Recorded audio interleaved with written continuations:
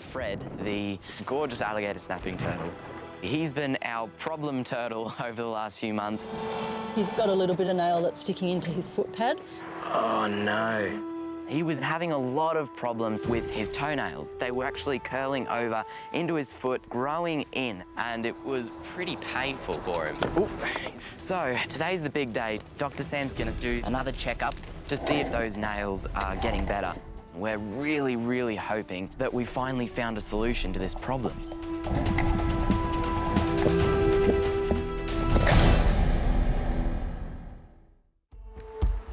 Hey guys, how you going? Hey Sam, how's it going? Good. Ready All to go? ready for Fred? Yep, absolutely. Great. So after his really bad nail problems last year, hopefully today they'll be looking a lot better, but we'll get in there and have a close look. Okay, great. Alligator snapping turtles are just amazing. They are so prehistoric. They've got all these lumps all over their skin, and the gape is massive, so they can open their mouth really wide, and you can see those big, strong jaws just waiting to take a nice deep bite out of your hand. Out in the wild, these animals live in river systems and estuaries, constantly digging around, looking for different places to hide, and naturally, that really wears down those fingernails. To help with Fred's nail problem, the reptile crew have put a rough substrate into his enclosure that will naturally wear his nails down, or at least stop them from curling over. You can see as he's cruising over it there, he's quite happy brushing his feet over it. He's not able to move it, and it certainly doesn't seem to be bothering him. He's really happy. Great. So let's see if he's either improved or the same as last time.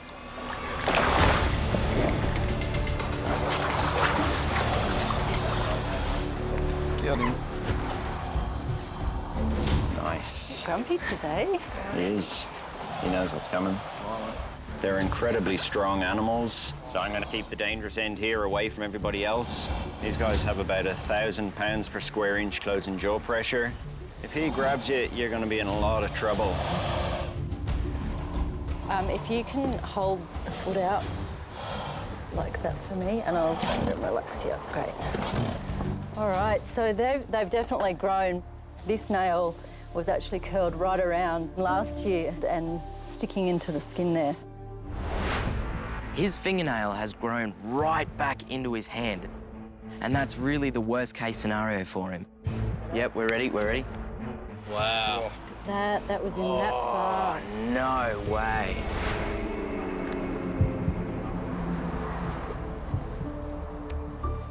But they're not too curled, so our treatment's definitely working, and certainly the modifications we've made in the pond I think are helping as well.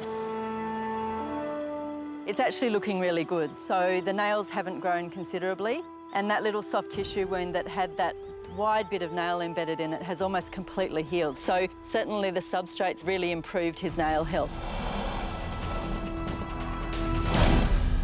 So what we're starting off with is just trimming some of the length off the nails, just to start off with, and then we'll actually be using the file to shape them and get rid of any of that excess curvature. So it looks like I should be able to take a lot off, but we want to avoid exposing the blood vessel in the nail.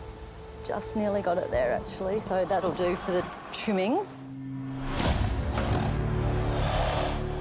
You can see him with his mouth open like that. He's definitely keen to try and get everybody away from him.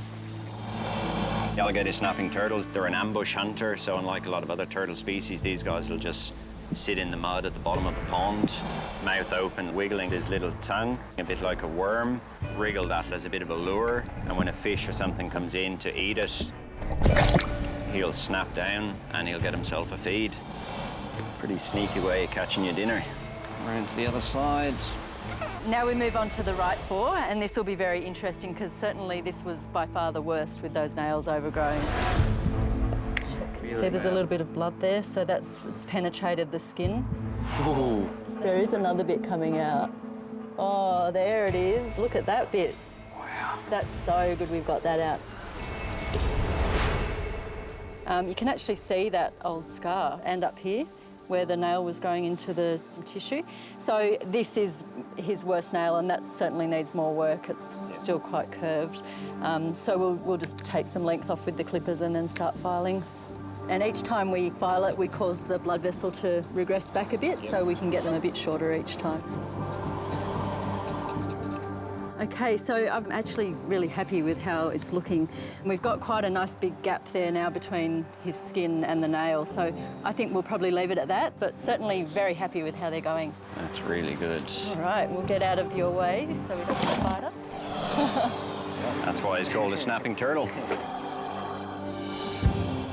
It's so great to see that this new substrate is working to help wear down those nails. He's gonna get regular pedicures every 3 months from now on, and hopefully that'll mean he'll live a very long, happy, and comfortable life with us. Plus, he'll be the envy of all the other turtles with such beautiful nails.